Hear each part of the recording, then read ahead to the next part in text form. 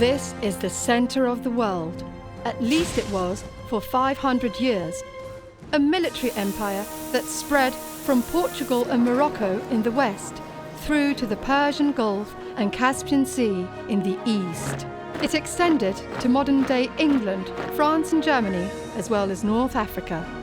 In the time of the height of the empire, all roads led to Rome.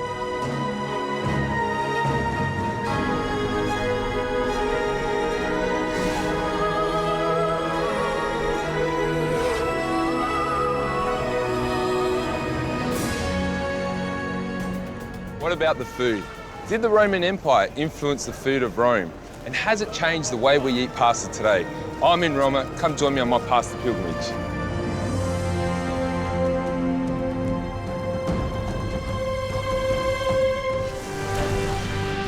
Adam's journey begins at the ruins and relics of the Roman Empire that are still in Rome today. He cooks an ancient Roman dish with chef Michele, heads into the hills around Rome for a pasta festival, and discovers the food given to the poor after the bloody battles in the Colosseum. This is my pilgrimage. Come share the journey with me.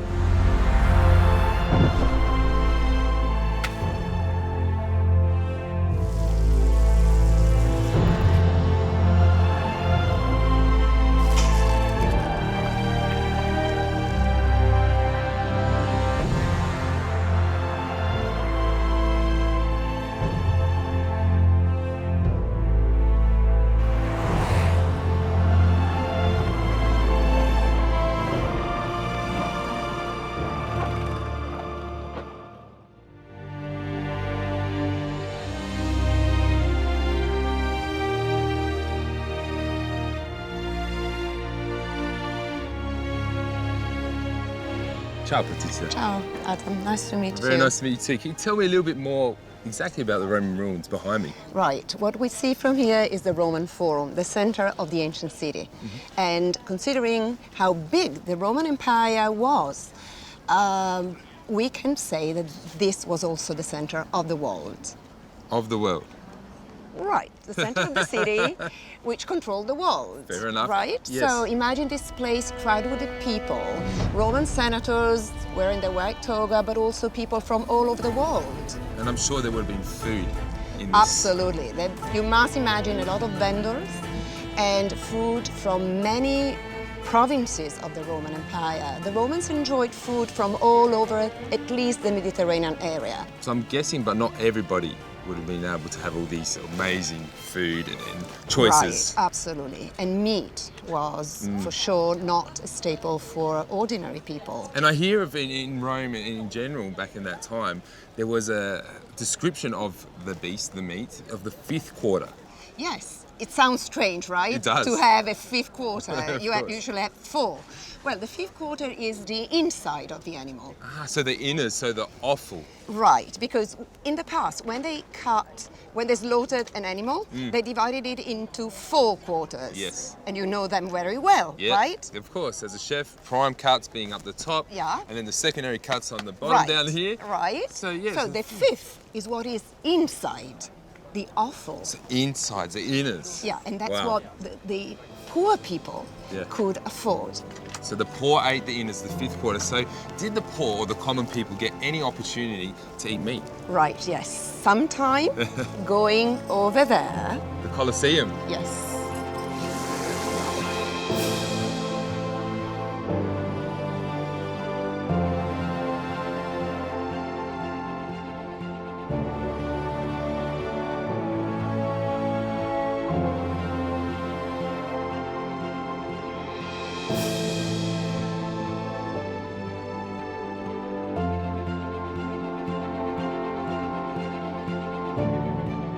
So this is the Colosseum, the amphitheater where the Romans came to enjoy the spectacles. Here they were offered combats between gladiators and also between gladiators and beasts. As far as we know from the ancient sources, sometimes hundreds, if not thousands of animals were killed on the same days. And you could wonder, where did all that meat Definitely, if go? there's thousands, right? yeah. So we can guess that all that meat wasn't wasted. For sure, a portion went to feed the animals themselves, maybe for the show of the next day.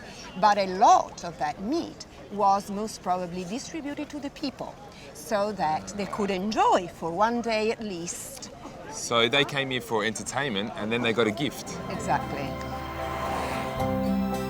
In the surrounding hills of Rome is the town of Amatrice.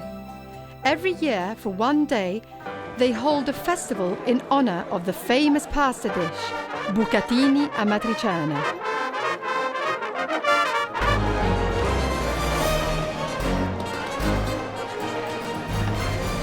The key ingredient of this dish is cured pig cheek, which makes Adam wonder if its history started outside the gates of the Colosseum.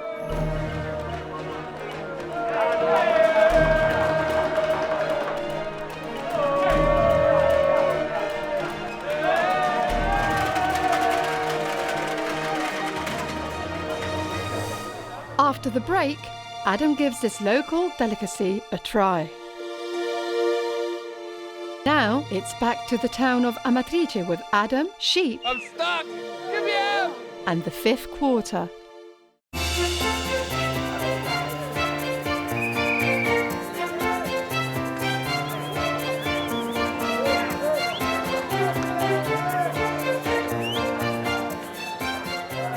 I'm stuck!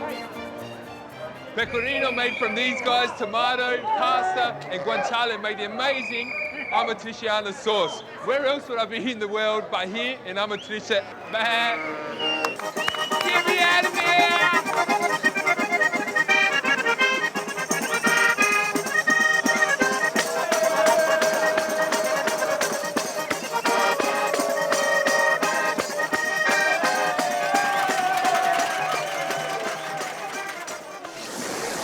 Rigatoni alla Amatriciana, simply consisting of guanciale, cured pig's cheek made by the shepherds, pasta, tomato, and also you need to add a good amount of pecorino.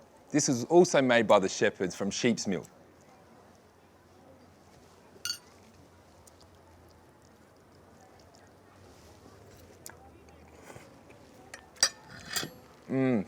Simplicity at its best. The guanciale certainly adds another dimension to which really is just a tomato-based sauce. I found a butcher in Amatrice that was prepared to share with me how it's made. So what Pompeo's just said to me, basically they take the pig's cheek, they put salt over it for 5 to 7 days, allow that to sit, and then basically just with a damp cloth take off the salt and then cover it in pepper. That's what gives it that real bite and taste. Hang it for 30 to 40 days and we have guanciale. See, a butcher knows how to cut the perfect piece of guanciale. Nice and even, perfect shape. Oh wow. This is the key ingredient to making the perfect Amatriciana sugo. Pompeo, grazie a tu. Ciao. Thank you very much. Still to come, a pasta sauce that uses veal intestines.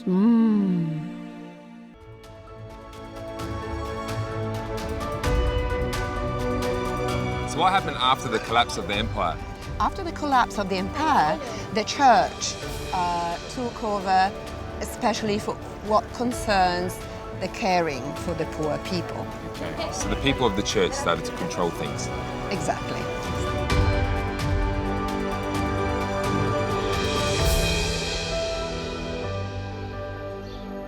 So the people of the church took over the power after the collapse of the empire, and I understand that the popes became like kings.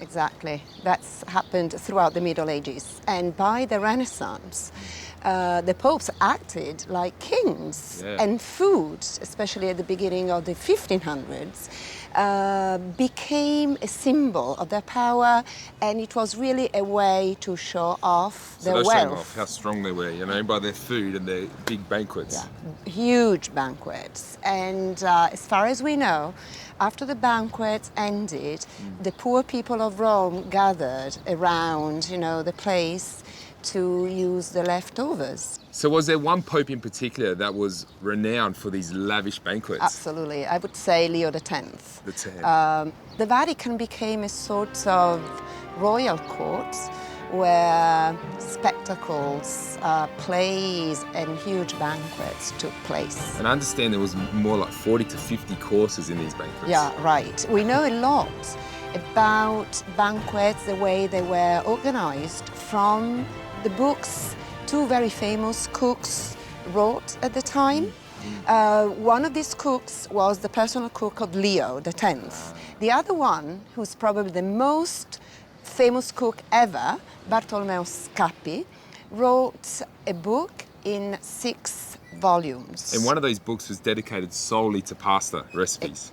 Right. And would you believe that the Renaissance was also the time when people developed a special passion for offal? For offal, you know, I've heard a lot about this and I'm very intrigued and I can't wait to go cook one of these recipes.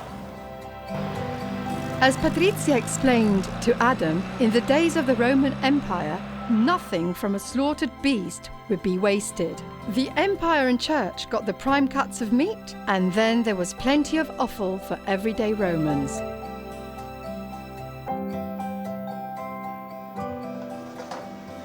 I'm about to cook one of the most traditional and ancient Roman pasta dishes, Rigatoni alla Piata, simply meaning rigatoni pasta with lamb's intestine. And I have Chef Michele here who's going to teach me how to do it. Ciao Michele. Ciao Adam, benvenuto a Roma. Grazie. Now, Michele's already got into the pan the olive oil, extra virgin too, celery, carrot and onion, just sauteing off ever so slightly. Okay, Michele, next step. Allora, fatto il fondo, andiamo ad aggiungere il pomodoro. So he's adding the tomato into the pan where the celery, onion and carrot was, and he's just basically mixing it all together. Prendiamo la nostra pagliata Okay, sì. So now I have to get into it, you know, he's making me work, so I love it. e la mettiamo nell'olio. Okay. Wow, that's really, really hot oil. You can tell by the sizzle, immediately you hear that crackle and bang. In olio bollente. Okay, so he's letting me know that he's going to seal it in the oil for about 2 to 3 minutes on each side, get them nice and brown. Intanto nella salsa di pomodoro aggiungiamo un po' di sale Salt and pepper into the sauce. e pepe. See. Fantastic. Aggiungiamo un bicchierino di latte. He's added the milk to make it a nice light rosé sauce. This is a great tip there, and you know it'll be nice and creamy when the intestines start to cook into it. So adding the pagliata, the intestines, into the pomodoro sauce, let it sit away and simmer for about 5 to 10 minutes, and then we cook the pasta in this time, and then I get to try my first plate of rigatoni alla pagliata. Okay, the pasta's cooked al dente. Dopo 13 minuti la pasta abbiamo cotto in abbondante acqua salata. Okay, so he's just told me, Michele told me about 12 to 13 minutes to cook the pasta al dente. La mettiamo nel sugo che Eh? andiamo ad aggiungere pecorino romano. This is the key, he's telling me right now, is pecorino romano. So the Roman pecorino, not any other, made from the sheep's milk. This is what you need to add it through. Again, the sauce is changing color, getting nice and creamy and rich and intense. E un po' di prezzemolo. And some parsley to finish for color and taste. Wow, look at that, look. The pasta, the sauce is just coating the pasta, okay? It's not flooding it. Pasta's al dente, the smell is amazing. La impiattiamo. So the pagliata is sitting on top, the hero of the dish. E un po' di prezzemolo. I rigatoni alla pagliata sono pronti. Buon appetito. Grazie Michele. So there it is. Rigatoni alla pagliata. You know what they say, you know, this might seem a little bit different and odd back in Australia, but you know what they say, when in Rome, do like the Romans.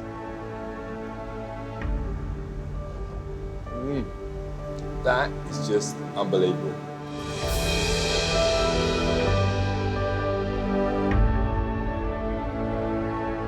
Coming up is Adam's version of Amatriciana. The key ingredient to making Amatriciana sugo is guanciale, the pig's cheek. It's gelatinous and full of flavor. But if you can't get your hands on guanciale, you can use pancetta. For the full list of ingredients and method, visit Adam's Pasta Pilgrimage. To start this recipe off, we need to get our tubular spaghetti into the boiling water. Don't forget to add a pinch of salt. Guanciale, look at it. Look at that beautiful layer of fat, a little bit of meat in there. We need to remove the skin, so that outer layer of the pig skin there. Trying not to remove too much of that fat, that's the flavor. So just cutting into thin strips, then flipping it over and cutting into what we call in chef's world batons. So nice thin strips. With Amatriciana, you want to start it off cold. That way you render out all the fat in the guanciale and all the flavor goes into your sauce. It's going to take a few minutes to allow that guanciale to render out all the flavor. As you can see, the guanciale is rendered out. We've got all this amazing, I call it lardo, fat sitting in the pan. That's going to flavor our sauce. So at this point, we need to add in our tomato passata. Watch out, she'll spit a little bit, but it's okay. Bring it up to the boil, simmer it for about 3 to 4 minutes. Okay, our sauce is looking wonderful and rich. Pasta straight from the pot into the pan. The tubular spaghetti works a treat with Amatriciana sauce because it lathers all over the pasta, goes inside that little canal of the spaghetti. Now, what would be a plate of pasta without some cheese? In particular, pecorino, made from sheep's milk. There you have it, spaghetti Amatriciana. Traditional simplicity at its best.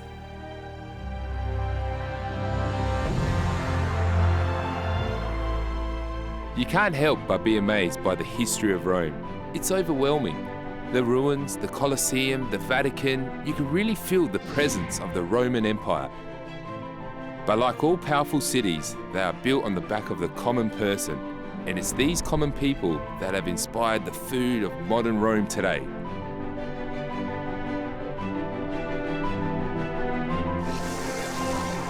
Adam's travelled south with the Tiber from Umbria to Lazio, but now he turns east and heads towards the Adriatic Sea and the region of Puglia, where he finds a vegetable he's never heard of, and visits Alberobello to make the local pasta in a village with houses shaped like a cone.